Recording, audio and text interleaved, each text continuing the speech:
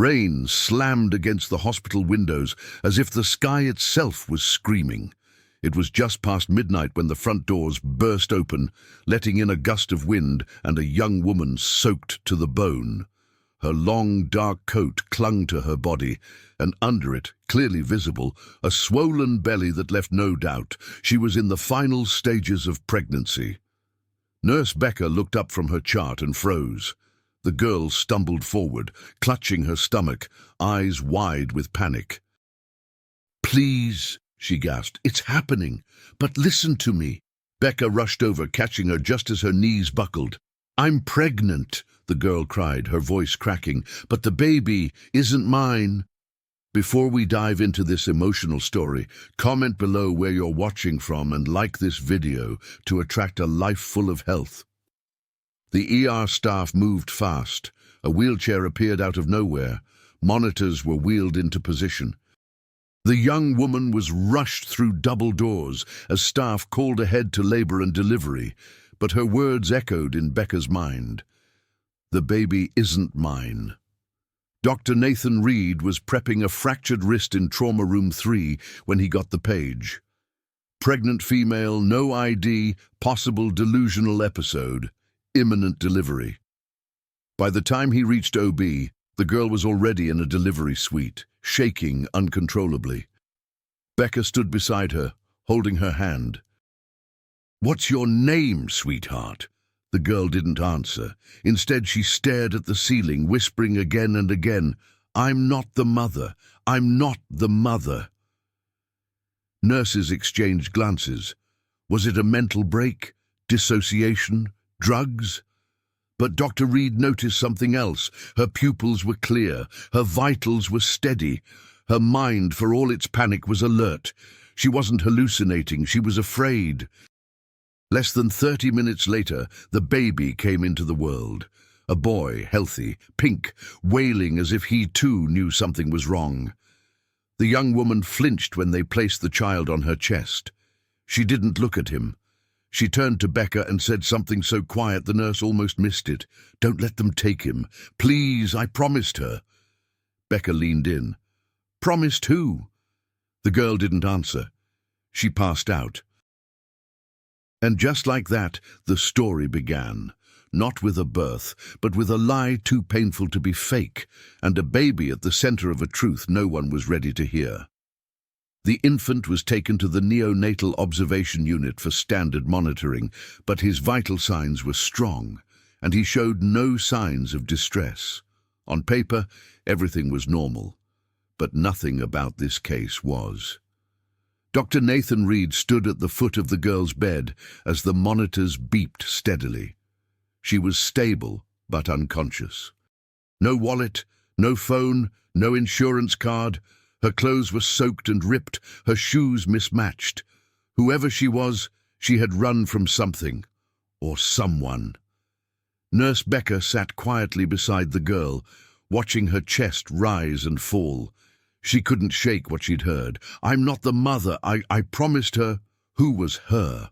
And what kind of promise could lead someone to give birth and then reject the child? They called her Jane Doe, as per protocol. By morning, social services was notified. A representative arrived with forms, ready to initiate standard procedures for an abandoned infant, but Dr. Reed halted the process. "I don't believe she's delusional," he said firmly. "We wait. We talk to her first." The hospital's legal liaison wasn't pleased. "We can't delay processing indefinitely. If she's unfit—" "We don't know that yet," Reed interrupted. Becca nodded in agreement. "This doesn't feel like abandonment. It feels like something else, like she's protecting him." That afternoon, Jane Doe woke. She sat up fast, breathing hard, eyes darting around the room. Her hand went to her belly instinctively, then froze. "The baby," she whispered. "Where is he?" "He's safe," Becca said gently, stepping forward. "You're at Memorial Central Hospital. You gave birth a few hours ago." The girl looked at her with desperation. "Is he okay? Did they find him?" "Who?" Becca asked carefully. She shook her head. "I can't say. They'll hurt him. Please, you have to hide him. You're safe now, Dr. Reed said, entering the room. Nobody's going to hurt him, or you, but we need to know your name. She hesitated. Elise, she said at last. Elise Monroe. Dr. Reed took a seat across from her. Elise, when you arrived, you said the baby wasn't yours. Can you tell me what you meant? Tears welled in her eyes. I carried him, but he's not mine. His real mother, she's gone. I promised her I'd keep him safe. Becca leaned forward. What happened to her, Elise? Elise gripped the blanket with white knuckles. They made it look like an accident, but it wasn't. Dr. Reed exchanged a glance with Becca. This wasn't a simple case. This was a story of betrayal, of fear, of something darker lurking beneath the surface, and it was only beginning. Later that evening, Dr. Reed sat in his office, reviewing Elise's preliminary tests. She was healthy. No sign of substance abuse, no markers for severe psychological disorders. Everything pointed to a young woman in good physical and mental health, except for the trauma in her voice. He closed the file and stared at the ceiling. This wasn't the first time he'd seen something strange. Patients with secrets they couldn't share, bruises they couldn't explain. But this was different. He picked up the phone and called a friend, Detective Lila Harrington, someone he trusted. I have a patient, he began. Young woman, delivered a baby but claims the child isn't hers. Says the real mother is gone, that it wasn't an accident. Are you thinking trafficking? Lila asked. I don't know yet, but something feels wrong. She's terrified. I'll come by in the morning. Meanwhile, Elise sat upright in her hospital bed, staring at the rain sliding down the window pane. Becca sat beside her, silent, patient. Do you want to see him? Becca asked. Elise didn't answer at first. I'm afraid if I do, I won't be able to let go. Becca gently placed her hand over Elise's. You already haven't. That night, Elise asked for paper and a pen. She began to write, not a confession, not a statement for the police, but a letter. To him, she whispered, just in case.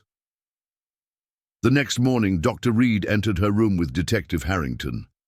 Elise stiffened but didn't resist. We're not here to accuse you, Lila said. We just want the truth. Elise looked between them, trembling. I met her at a women's shelter, she said finally. Her name was Karina. She was 22, pregnant, alone. She was going to give the baby up, but changed her mind too late. The people arranging it, they didn't want her to back out. And who were they? Lila asked. Elise shook her head. I don't know their names. Just a man in a grey suit.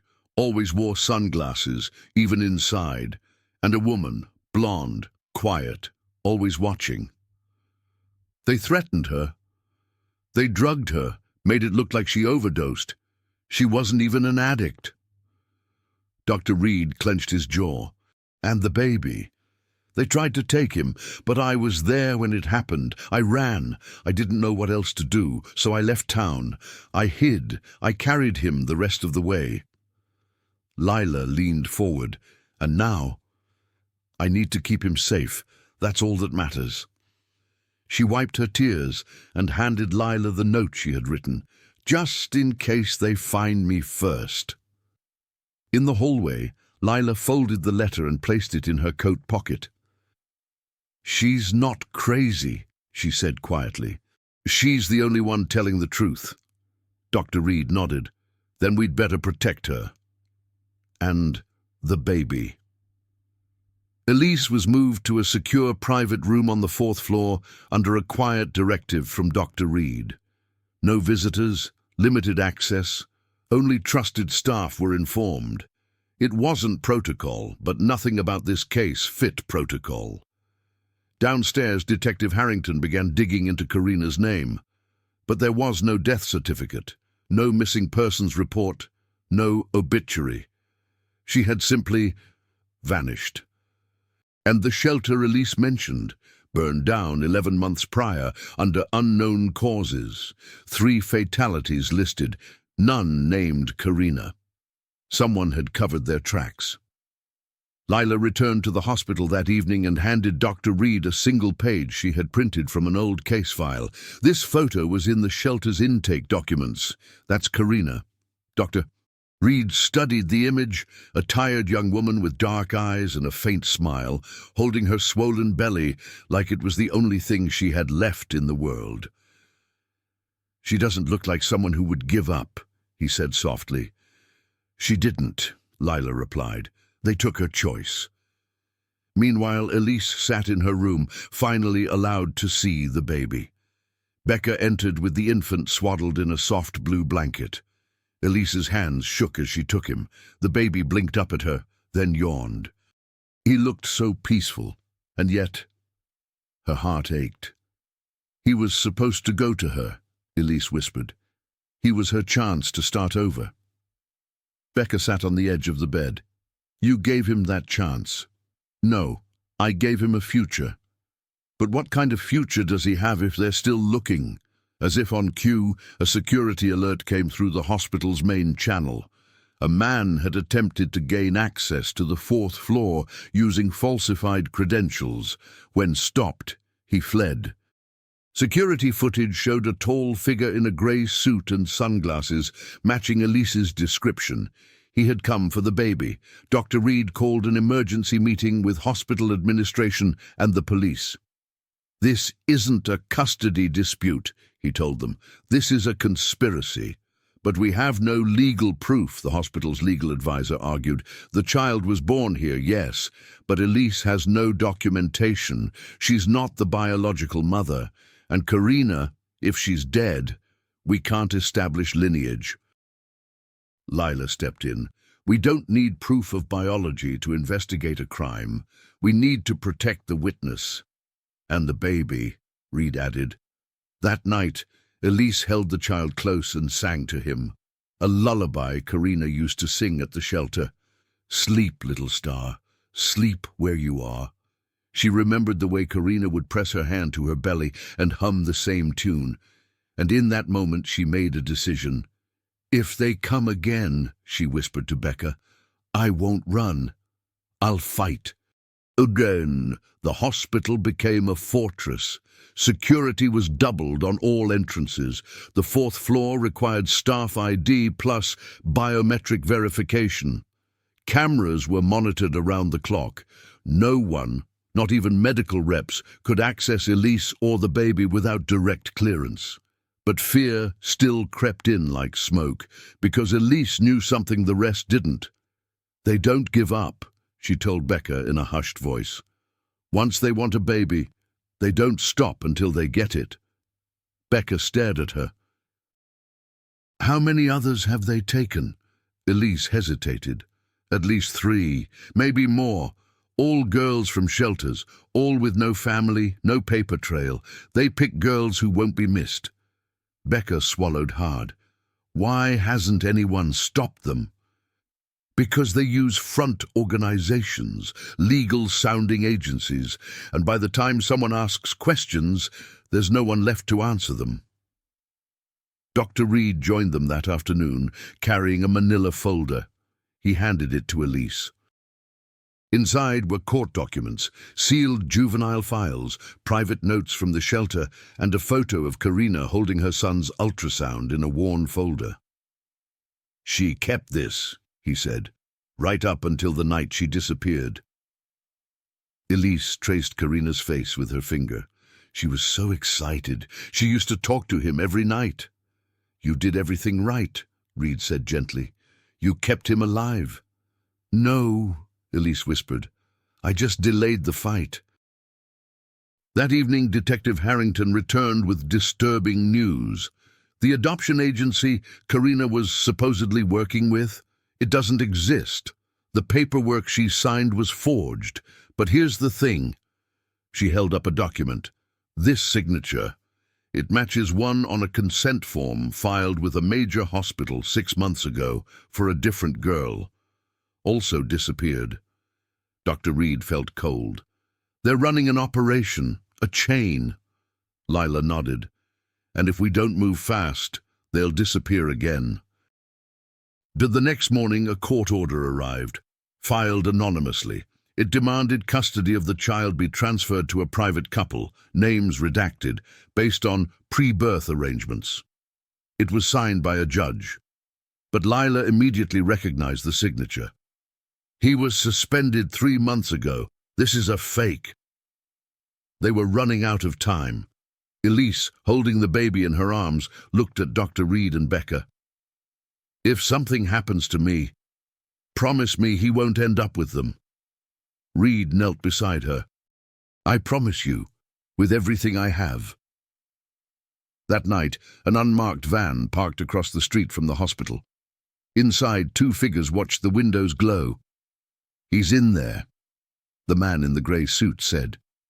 The woman beside him said nothing. She didn't have to. She just opened a folder and laid it across her lap. Inside was a photo of the baby and a syringe. At 2:15 in the morning, the hospital's security feed flickered, only for a second. Just long enough for a camera near the side entrance to cut out, then return. Becca was on the night shift, reviewing lab logs, when she noticed it. She called the security office. Run a diagnostic on camera 12. I saw a glitch. The guard hesitated. Probably just a blip in the signal. Check it anyway, she said firmly, and send someone to the stairwell near maternity. 5 minutes later, the security guard radioed back. Someone forced the side door. We're initiating a lockdown. Within seconds, alarms blared across the hospital. Dr. Reed, half asleep in the on-call room, bolted upright. He knew without asking it wasn't a drill. He raced to Elise's floor, heart pounding. Becca had already wheeled the baby's crib into the emergency nursery, where only 2 people had access codes, herself and Reed. Elise stood by the door, trembling. They're here, aren't they? She asked. Reed nodded. But we're ready. A hospital-wide security sweep began. Officers moved in tight formation through every hallway and stairwell. Staff and patients were escorted to safe zones, but the intruders were already inside. In a surgical gown, face covered by a standard-issue mask, the man in the grey suit walked calmly down the hall, clipboard in hand.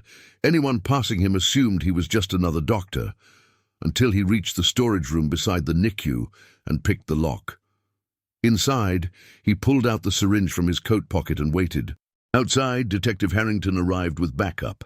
She didn't wait for clearance. Check every ID badge, she barked, and verify all personnel in maternity. Dr. Reed met her at the elevator. They're going after the baby.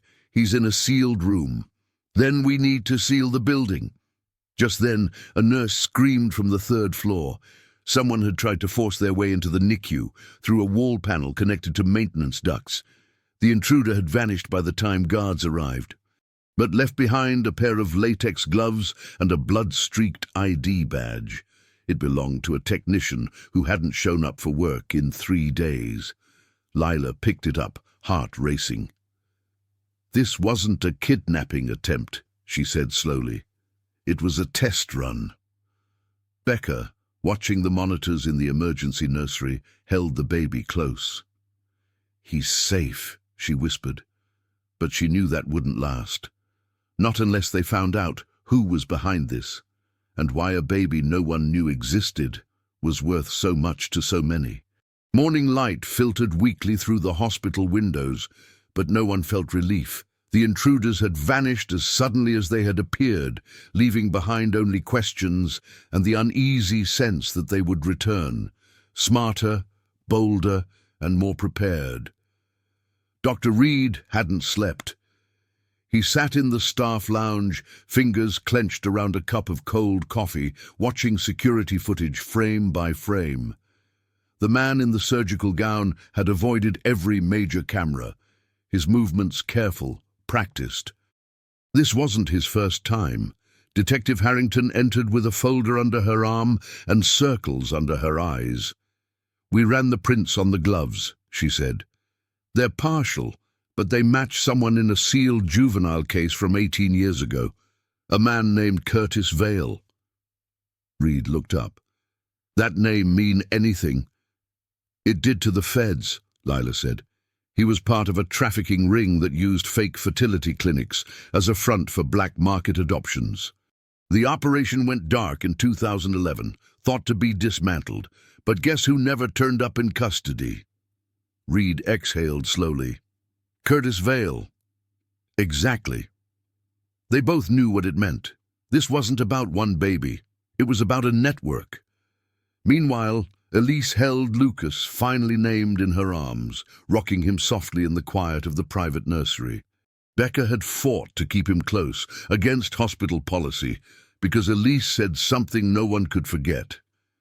If he's taken from me now, he'll disappear forever. And everyone believed her.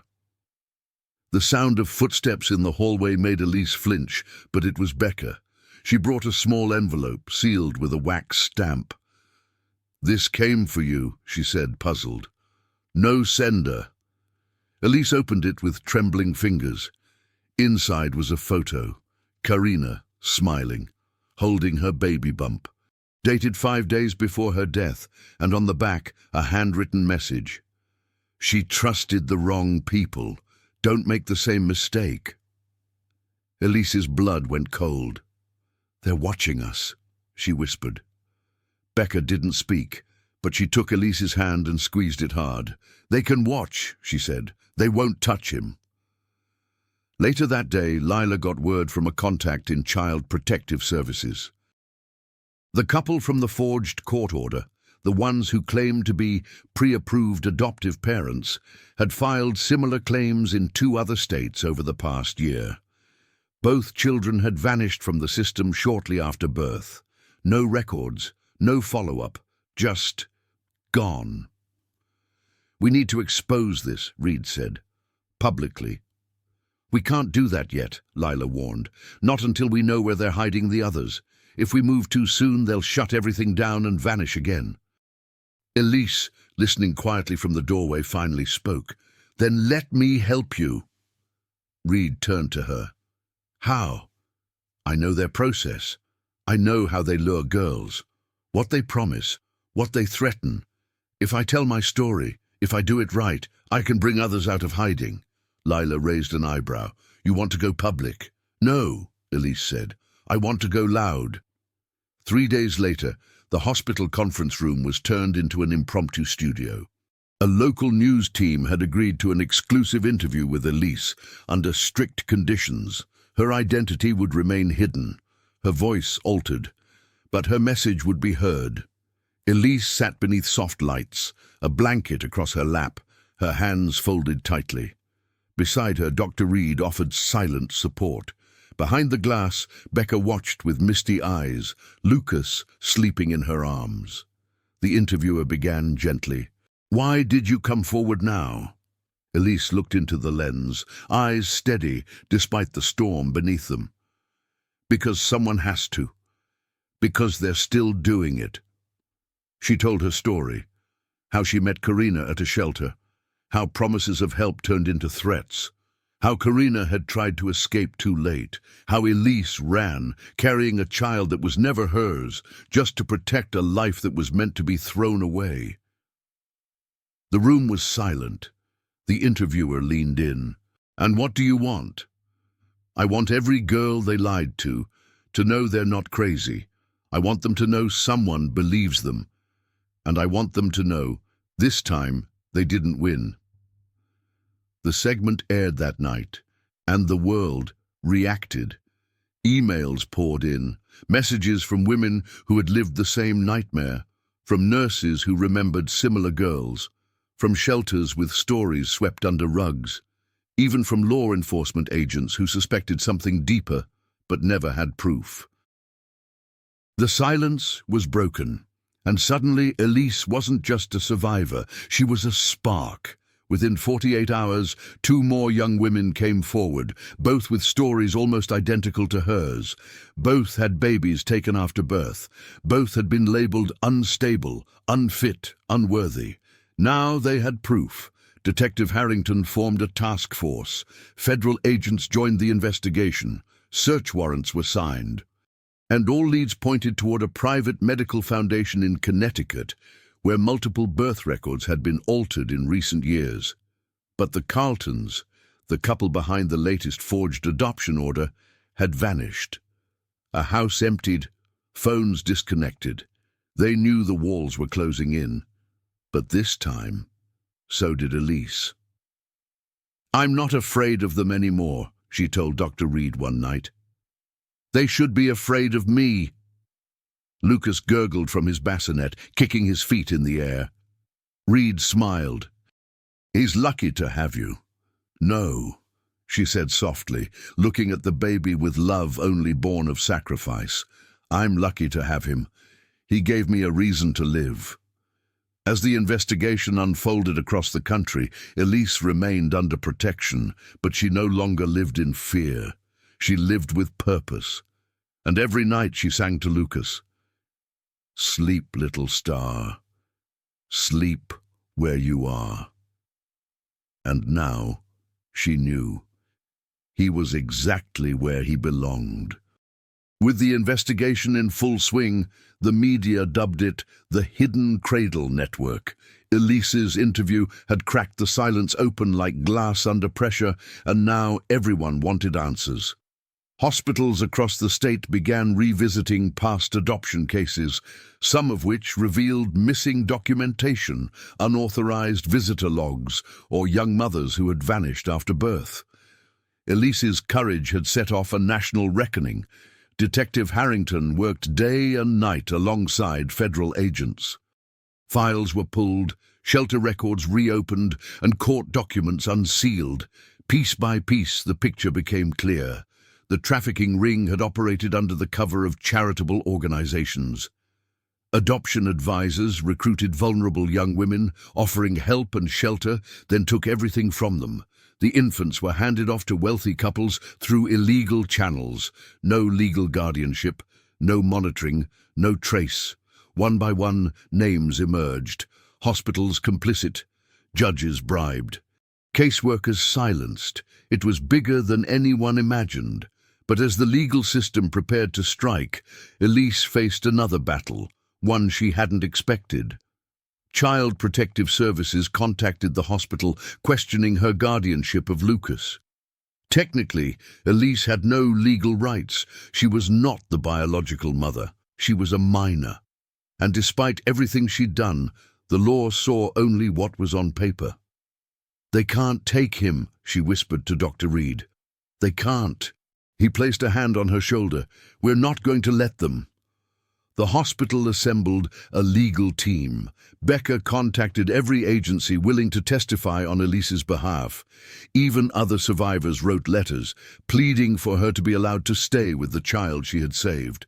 But CPS wasn't convinced. A custody hearing was scheduled. Elise was terrified.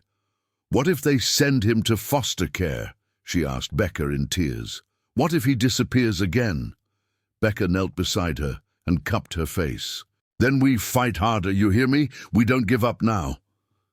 The night before the hearing, Elise stayed awake, holding Lucas close. She whispered promises into his tiny ear. "No matter what they say tomorrow, I will always be your family." The next morning, she stepped into the courtroom with trembling hands, but her head held high. The judge entered. Lawyers stood. And in the back row, unnoticed at first, sat a woman Elise hadn't seen in nearly a year. Tired, pale, eyes full of grief. She looked like a ghost, but Elise knew her instantly. Karina, alive. Time froze. Elise stood at the center of the courtroom, unable to breathe, as Karina rose slowly from the back row. Her face was gaunt, her frame thinner than Elise remembered. But her eyes, oh God, her eyes were the same. "Elise," Karina whispered, her voice catching on the air like a forgotten prayer. Tears welled instantly in Elise's eyes. "Karina?" she gasped.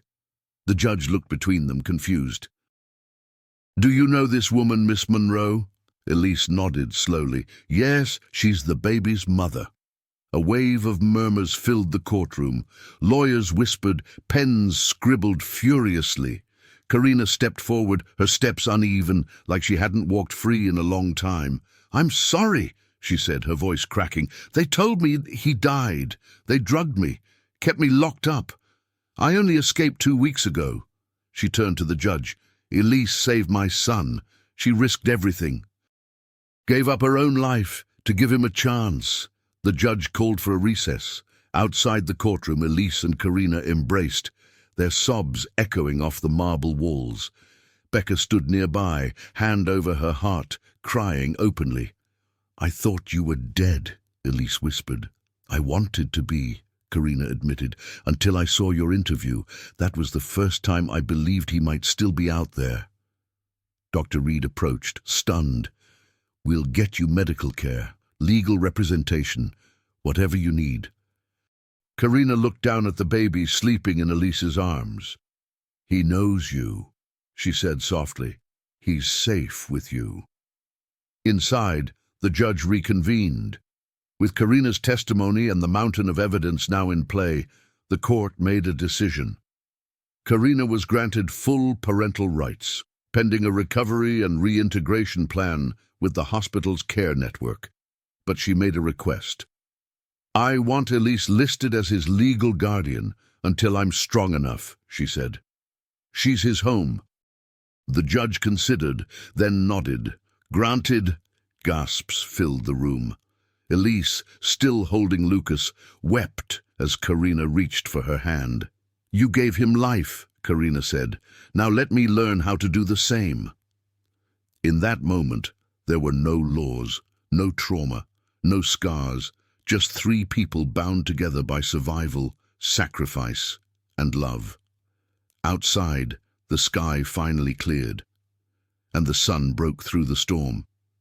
In the days that followed, the hospital became a beacon of quiet joy. Staff who had watched the story unfold from its first breath now found themselves smiling in the hallways, offering warm hugs instead of nervous glances. Something rare had happened within those walls, something real, something good.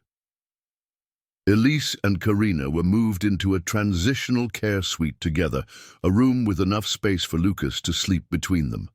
Nurses passed through with bottles and blankets, but also with tears and thank yous. "You made us believe again," one said. Elise blushed. She didn't feel like a hero, just a girl who refused to be silent. Karina began intensive counseling and physical rehabilitation. The damage from her confinement ran deep, muscle atrophy, memory gaps, flashbacks, but she showed fierce determination. "I have to be strong," she told Becca one afternoon, "for him, for her." Meanwhile, the investigation into the trafficking ring exploded nationally. Dozens of arrests, hidden documents unsealed. A multi-million-dollar network of fake adoptions, illegal surrogacies, and coerced births uncovered. And at the center of every news report, a still image of a girl with her face in shadow, holding a baby with a heart-melting smile. The caption always read, "She said the baby wasn't hers. She was right. But she still saved him." Hospitals across the country rewrote their intake protocols. Shelters formed partnerships with legal aid groups. Anonymous hotlines surged with calls.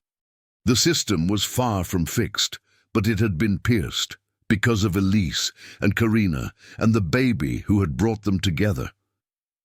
One warm afternoon, Elise sat by the hospital window with Lucas in her lap, watching Karina attempt her first walk across the room without a nurse. Karina wobbled but didn't fall. "I feel like I've been asleep," she said softly, "and now I'm waking up." "You didn't sleep," Elise replied, gently bouncing the baby. "You survived." Dr. Reed entered with a thick folder. "It's official," he announced. "The state has certified Karina's case. She'll receive full support and relocation protection." Karina smiled, tears in her eyes. "Where do we go now?" "Anywhere you want," he said. "You're free." They stared at each other, overwhelmed. Free, not just from the ring, but from the silence, from the fear, from the belief that no one would ever hear their voices. Becca brought in a cake that night. Nothing fancy, just white frosting with blue lettering. It read, "To the family who never gave up." They sat around it, laughing, crying, holding Lucas like he was the center of the universe, because to them he was. And for the first time in years, they allowed themselves to dream. A month later, the hospital discharged Karina and Elise together, hand in hand, with Lucas nestled between them in a stroller donated by a nurse who couldn't bear to see him leave empty-handed. They moved into a small, protected apartment complex designed for survivors of trafficking and abuse. It was modest, just 2 bedrooms, creaky floors, and a kitchen that needed repainting. But to them, it was a palace. Elise opened the windows on the first morning and let sunlight pour in. "This is what freedom smells like," she whispered, holding a steaming mug of tea. Karina smiled, still adjusting to daily life beyond hospital walls. She spent her mornings learning to cook again, her afternoons in therapy, and every evening wrapped around Lucas, singing him lullabies Elise had once sung to her. They took turns waking for feedings, changing diapers, and laughing at his tiny expressions. In every coo and gurgle, they found healing. One evening while folding laundry, Karina turned to Elise. "I never got to say thank you." "You don't have to," Elise replied. "I do. You didn't just carry him, you carried me." Elise paused, her voice soft. "We carried each other." News reports continued for weeks after their release. Documentaries were pitched. One was greenlit, an anonymous reenactment of Elise's journey. She refused to show her face but agreed to narrate. "If even one girl sees this and feels less alone," she told the producers, "then it's worth it." The documentary aired to millions. Shelters across the country reported a spike in young women asking for help, citing the girl who ran. People started calling her that, the girl who ran, but Elise never let it define her. Instead, she enrolled in a program for trauma support workers. She wanted to be the voice on the other end of the line, the hand reaching back for the next girl running through the rain. Karina, inspired by her strength, applied for certification as a peer counselor. They were no longer victims, they were pillars. Lucas began teething soon after. They celebrated his first giggle, his first crawl, and one day, to their stunned amazement, his first word. "Mama."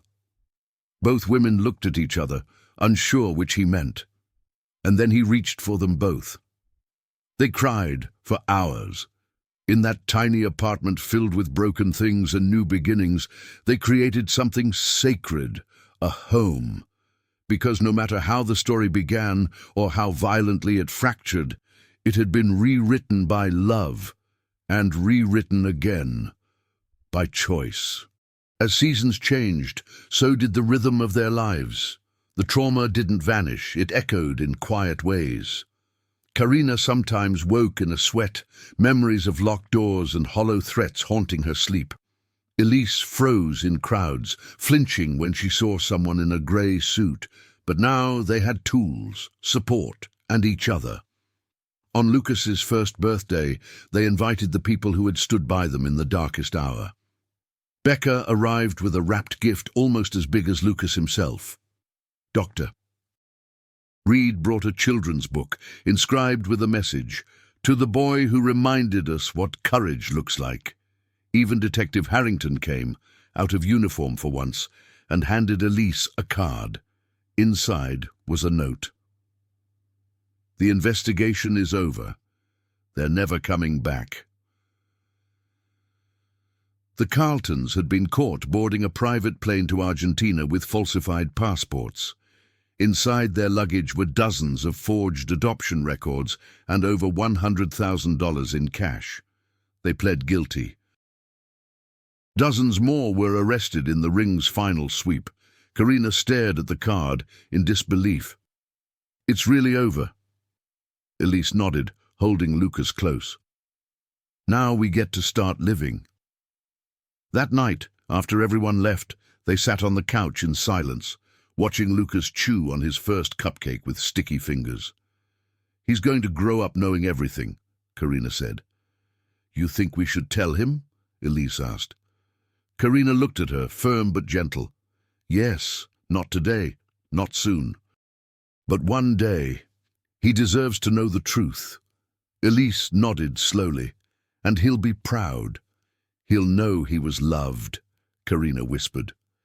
A few weeks later, they received letters from two of the other survivors who had come forward after Elise's story aired.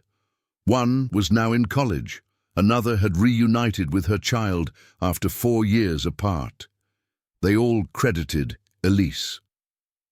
"You started a movement," Karina said one evening, scrolling through a message board of young women organizing safe houses. Elise smiled faintly. "I just did what no one else could." "You listened." She didn't say anything for a moment, then looked down at Lucas. "He taught me how." Lucas reached up and grabbed her necklace, the bird charm she had worn since the night she arrived at the hospital. It glinted in the sunlight. "Freedom," she whispered.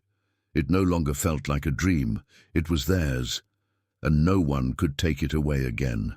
That spring, Elise and Karina received an invitation they never expected. A women's health and advocacy conference in Washington, D.C. had chosen Elise's story as the keynote topic. They wanted her there, not just as a guest, but as the closing speaker. Elise stared at the email, mouth open. "They want me to talk?" she asked Karina. "You changed everything," Karina replied. "Now they want to hear how." At first, Elise was reluctant. The thought of standing in front of hundreds of strangers made her stomach twist. But when she looked at Lucas, now wobbling on tiny legs, trying to walk, she remembered why she had run through that stormy night in the first place. To protect him. To protect others like him. She accepted. They traveled together, Karina, Elise, and Lucas, on a train that hummed through green fields and steel cities. Elise wore a borrowed blazer, her red thread bracelet still around her wrist, the bird charm resting over her heart. The conference center was enormous, the lights too bright. The people too polished. Elise felt like a shadow walking through marble until she stepped onto the stage and saw rows and rows of faces, many of them young women, some with babies on their laps, some with scars visible, some only with pain in their eyes. She took a breath, then began. She spoke not as a hero, but as a girl who made a choice, a girl who carried a child that wasn't hers. Because love doesn't always come in bloodlines. Because sometimes the right thing is terrifying. And worth it anyway. She told them about Karina, about the night at the hospital, about the promises and the terror and the tiny boy who had changed 2 lives. The room was silent when she finished. Then a standing ovation. Backstage, Karina hugged her tightly. "You didn't just speak, you gave them courage." That night, Elise opened her inbox to find it overflowing with messages. Some from survivors, some from doctors, even a nurse who had once dismissed a girl like her and now saw things differently. Change was happening, not fast, not clean, but real, and Elise had helped start it. On the train ride home, Lucas slept across both their laps, his little mouth open in the peace only babies know. Karina looked out the window and whispered, "I want to adopt her." Elise blinked. "What? You're almost 18, Karina said, turning back to her. "I want to make it legal, not because I have to, but because I want you to be my daughter." Elise's lips parted, then trembled. She reached for Karina's hand. "I've waited my whole life for someone to say that." They cried. The train rolled forward, and a new chapter began. A month later, in a small courtroom with soft yellow walls and a judge who had read the case file 3 times over, Karina officially adopted Elise. The moment the papers were signed, Karina turned to her and said softly, "You're mine now." Elise didn't respond at first. She was too busy crying. Becca, sitting in the gallery with Dr. Reed beside her, clapped through tears. Even the court clerk smiled as she stamped the forms. It was a rare kind of adoption, not one built from infancy or obligation, but from war, from surviving something together. That night, back at the apartment, Karina lit a single candle and served dinner on real plates. No takeout boxes, no plastic forks. She placed a card in front of Elise's napkin. Inside, it read, "You were never a guest in this house. You were always home." From that day on, they lived like a family, in the small, quiet ways that mattered. Mornings with burnt toast, evenings chasing Lucas around the living room, Sundays in the park, watching him toddle through grass taller than his knees. They took turns reading to him at bedtime, often falling asleep beside his crib, and slowly the darkness faded, not erased, but softened. Elise started therapy school. Karina began training as a crisis responder. Their apartment became a known safe space in their neighborhood, where girls who had nowhere to go could knock without fear. They never turned anyone away. Dr. Reed visited occasionally, always with a toy for Lucas and a story for Elise. "I tell your story to my new interns," he said once, "because it reminds them why we do this." Becca called every week, always ending with, "Need diapers." And Detective Harrington? She became godmother to Lucas. "He's the first case I ever cried over," she said, "and the only one that ended the way it should." One rainy afternoon, just like the night Elise had first arrived, she sat by the window watching Lucas play and asked Karina, "Do you think we'll ever stop looking over our shoulders?" Karina looked at her. "No, but we'll stop being afraid of what's behind us." Elise nodded, letting that truth settle. The past hadn't vanished, but it no longer owned them. And that was freedom. As Lucas grew, so did the story that had brought him into the world. By the time he was 2, his name had appeared in books, documentaries, and advocacy campaigns. Though his face was never public, his story symbolized something bigger than any one family, a turning point. Legislation named the Lucas Law was introduced in several states, aimed at tightening oversight of private adoption agencies, mandating psychological evaluations for adoption candidates, and creating trauma-informed training for hospital staff who work with vulnerable mothers. Elise was asked to testify in front of the state assembly. She wore a plain navy dress and the same bird charm necklace she had arrived with that night in the rain. When she stepped up to the microphone, the room fell silent. "I carried a child who wasn't mine because no one else would. I believed a woman no one listened to, and I protected a life they tried to erase." Her voice trembled, but she didn't stop. "I'm asking you not to pass this law because of me. Pass it because next time, there may not be someone like me to run." When she finished, the room erupted into applause. The bill passed unanimously. Karina was there that day, holding Lucas in her arms. After the vote, she whispered in Elise's ear, "You changed the law." "No," Elise said, turning to look at Lucas. "He did." The recognition didn't stop there.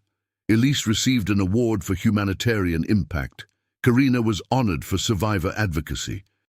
Their apartment, once quiet and hidden, became the headquarters of a local non-profit they co-founded together, Haven for Her. It provided housing, counseling, and emergency relocation services for women escaping trafficking, abuse, or coercive pregnancies. The first resident was a 16-year-old girl named Maya, who had been lured into a similar network and ran away after seeing Elise's story online. She cried when she met Elise. "You're real," she whispered. "I thought you were just a voice in a video." Elise hugged her tightly. "I was a voice, but now I'm standing with you." That night, as Maya settled into her room, Lucas ran through the hallway laughing, a superhero cape tied around his shoulders. Karina caught Elise watching him and said softly, "Look what he became." Elise nodded. "A symbol." "No," Karina corrected. "A child. He's free to just be that now." Elise leaned against the doorframe, watching him twirl, and realized she was free too. Years passed, not in silence, but in steady, meaningful echoes. Lucas grew into a kind, curious boy with big questions and an even bigger heart. He loved books about stars and birds, and always asked his mothers to read the same story before bed, The Girl Who Ran. They had rewritten it as a children's book, gentler but honest, about a girl who followed her heart through a storm and found a family where no one thought to look. Karina illustrated it. Elise wrote every word. One afternoon, when Lucas was 5, he looked up from the book and asked, "Which one of you is my real mom?" Karina paused. Elise answered gently, "We both are, just in different ways." "Did I grow in your belly?" he asked Karina. She nodded. "Yes. And you?" He turned to Elise. "Did I grow in your heart?" Elise's breath caught. "Yes," she whispered. "You did." He nodded as if that settled everything, and it had. The three of them visited schools to speak to teens about safe resources. They helped implement outreach programs at shelters across the country. Their home became a revolving door of love, welcoming, feeding, guiding those who came with nothing but fear. Some stayed a few nights. Some stayed forever. One day, Elise received a message from a girl in Oregon who had seen her story and run, alone, pregnant, afraid. "I don't know who to trust," the message read, "but I trust you." They arranged a bus ticket. Karina met her at the station with a blanket and a smile. The girl collapsed in her arms. That night, as the girl rested, Elise sat beside Lucas, now asleep, and placed a framed photo above his bed, one of the first pictures ever taken of them in the hospital. The baby wrapped in a blue blanket, Elise holding him, unsure, Karina watching, broken but alive, and behind them, a nurse with tears in her eyes and a doctor who refused to look away. It was more than a photo. It was proof that when the world forgets you, when the law fails you, when evil knocks on your door, love can still answer and say, "You belong here." On the 10th anniversary of Lucas's birth, Elise stood alone in the hospital chapel where everything began. She hadn't been back in years. The stained glass windows still scattered soft colors across the floor. The pews still creaked. And in the corner, the same old donation box where Becca once placed a tiny note that read, "Please protect her." Elise knelt before it now, her hand trembling as she slipped her own note inside. "Thank you for the storm. It brought me home." Outside, Karina and Lucas waited with a picnic basket. They had planned a celebration in the park, a quiet one, just the three of them. No speeches, no media, just love. But before they left, Elise asked to stop by one more place. The nursery wing. The head nurse was different now, younger. She recognized Elise from the old staff files and guided her gently to the corner room, the one where Lucas had been kept safe, the one Elise had refused to leave. She stood at the window and whispered, "You saved my life too." As they exited, the nurse stopped her. "There's another girl here, alone, gave birth yesterday, no name, no ID, says the baby isn't hers." Elise froze, then nodded. "I'll sit with her." They entered the room together. Inside, a teenager lay curled up on the hospital bed, eyes hollow with fear. Elise pulled a chair close and took her hand. "You're not crazy," she said. "You're not alone. And you're not the first." The girl stared at her. Elise offered a small smile. "But if you trust me, you can be the last." Outside, Karina waited, watching the doorway. Lucas tugged her sleeve. "Where's Mama?" "She's helping someone," Karina said softly. "Is she okay?"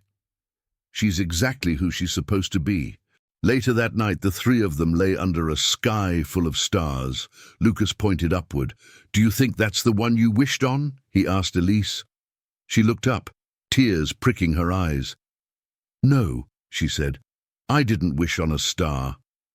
"Then what?" "I ran through a storm." Karina reached for her hand. "And you found the light." They fell asleep like that, under constellations written in quiet triumph. Together, safe, unbreakable. Years from now, when Lucas would be old enough to truly understand the depth of what brought him into the world, Elise and Karina promised to tell him everything, not just the pain or the loss, but the fight, the courage, and the miracle of love found in unexpected places. By then, he would already know it, not just from their words, but from the life they built around him. A home filled with rescued laughter. A table that always had room for one more. Walls covered in crayon drawings and framed newspaper clippings, each one telling a story not of fame, but of impact. Because the truth was, Lucas had changed more than their lives. He had redefined what it meant to be family. He had shown a world rooted in judgment, that love could come in layers, in wounds, in rainstorms and hospital beds. And that even a girl with no last name, no place to go, no blood ties to a child, could be a mother, could be a hero, could be home. On the day Elise opened her first trauma-informed shelter, she gave a speech to a crowd of silent donors and former patients. She didn't speak from a stage, but from a circle of chairs. "I was once just a girl in a hallway," she said. "No ID, no answers. Just a baby I wasn't supposed to love, but I did, and he loved me back." Her voice cracked. "And that made us family." People wept, and then applauded. Not because it was a perfect ending, but because it was real. And it reminded them that sometimes the most powerful families are not built by birth, but by bravery, by those who say yes when the world says no, and by those who choose to stay. Elise stayed, Karina healed, Lucas thrived, and the storm that once swallowed them whole became the story that gave others hope.